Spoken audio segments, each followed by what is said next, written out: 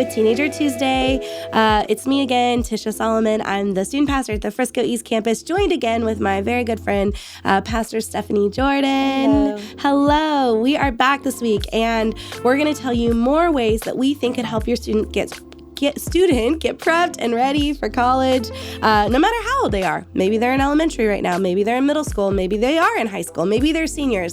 It's never too late to start putting into practice some of the things that you think would be helpful for them. And so I would say that before we launch into our first one, that one of the most important aspects of parenting is to really pray about your parenting. What's crazy is I think prayer does way more than we think it does, because we're talking to God. We're sharing with Him areas of our life. And I mean, He wants to know those things, and He wants to intervene in those ways a lot. And even just asking for wisdom on how to direct us, how to guide us, how to raise our kids, especially since I have 3 kids. All of my kids are different. And so all of them need to be approached in a different way. And I think it's important for us to realize those differences, celebrate them, but also ask God for wisdom.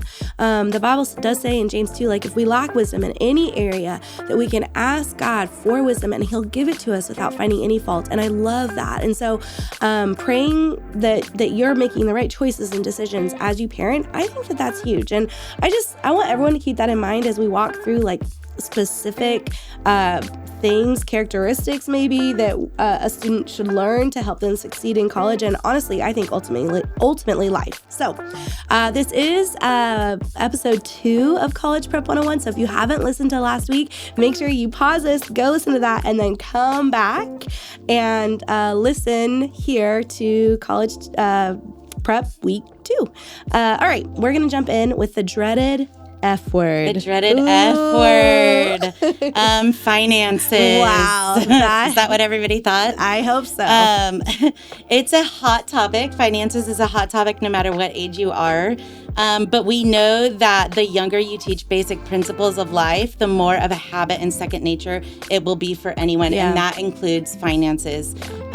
So what about finances? In a teens and personal finance survey done in February 2022, more than half, 54% of teenagers who responded to the report felt unprepared for financial life lessons they hope to have in adulthood. That is wild. Yes. And kind of sad. Yes. And I know there's a lot of jokes out there about, I know that mitochondria is the powerhouse of the cell, but I don't know how to do my taxes. A lot of that, that they're saying that's true. Yes, I feel unprepared. Yeah. It also said more than 2/3, 69% of students said the rising cost of higher education have impacted their choice to attend college. Wow, that's wild. Huge. Yeah. The study also showed that more than 4 in 10 teenagers were not receiving any financial literacy education in school. Wow. So with that in mind, it's right to wonder if your student can learn how to impact their finances, to want to be able to do that. Yeah. As adults, we know that finances can be a leading cause of stress in sure. our adult lives. Yeah. And so important, and a lot of things that we fight, even with our spouse, about. If we're not on the same page. It is a huge factor in your life as an adult. Yeah. And we can see from these stats that it's not something that we're talking with our kids about. And so, again, like I said last week, what we want to do is we want to protect our children. We want to teach them to not fall into ruin or take a wayward path. So a huge part of that is talking about finances. And teaching them to make good financial decisions. Yeah. So there are several finance-related topics you can bring up with your student, but don't try to make them an expert in each one. Yeah. They're going to lose interest. No, for real. You're not an expert in each one, unless you are, in which case, congrats, good for you.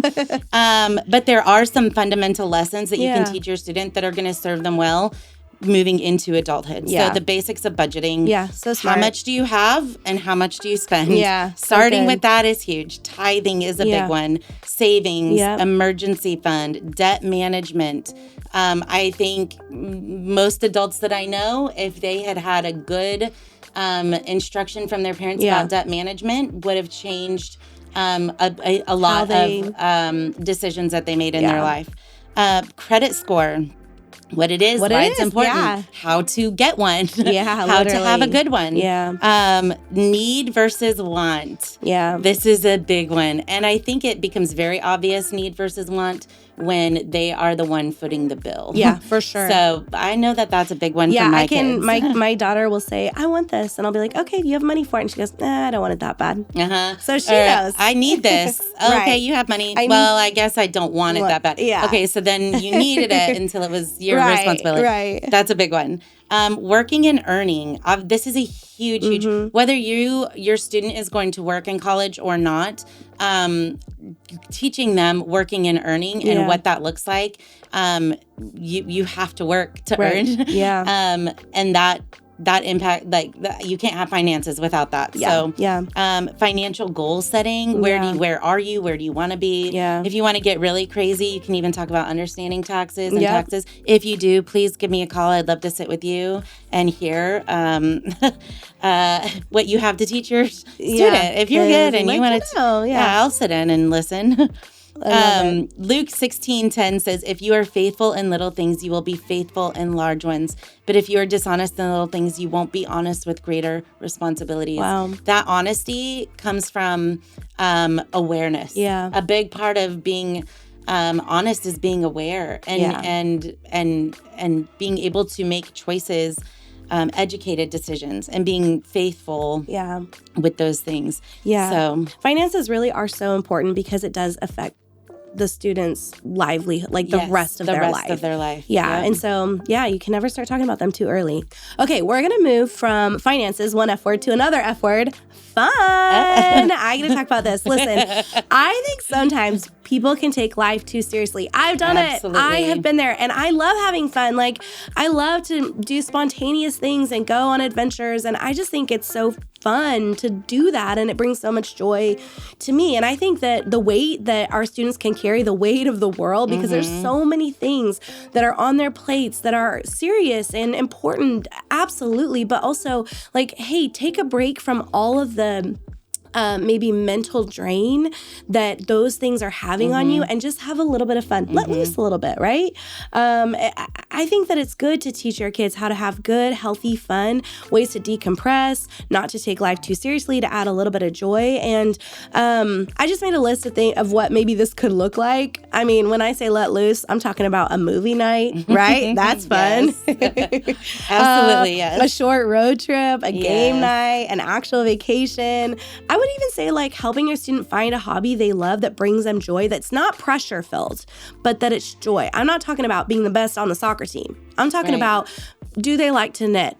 And let them do that. My chemistry major daughter, who ended the semester with a 4.0, so proud of her. The way she let loose and kind of got crazy this semester was she taught herself to crochet. That's wild. So she's basically a 90-year-old woman, but she loves it and has had so much fun. Yes. It's been good stress relief for her. And I think that's so important for us to help our students explore what that could be.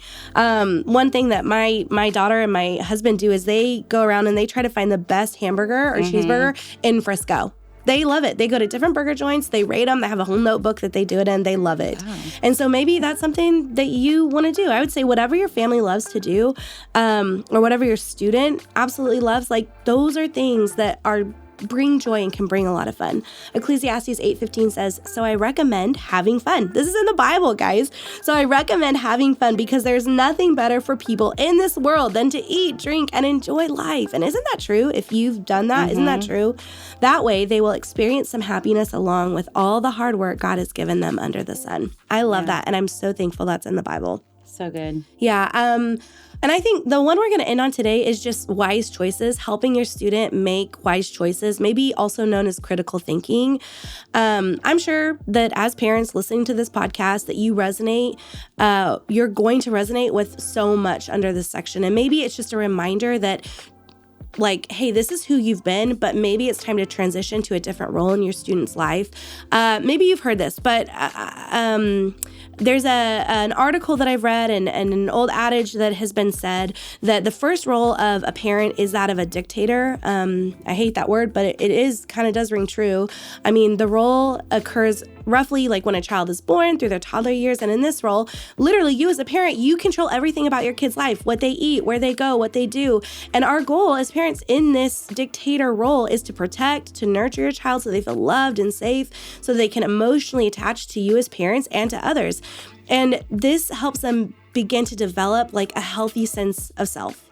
Then you transition to what's known as the boss, where you're the boss, and this occurs like from preschool to early elementary. And in this role, the parent is still like very much in charge. You're still very much in charge of your kids' life. But the parent begins to set parameters and to give kids tasks and responsibilities that have some freedom of choice that come along with it. I mean, for example, this could be, hey, for breakfast, what do you want to eat? Cereal or toast? I'm sure if you're a parent listening to this podcast, you've used this before. Hey, what shirt do you want to wear? This blue one or this green one today, right?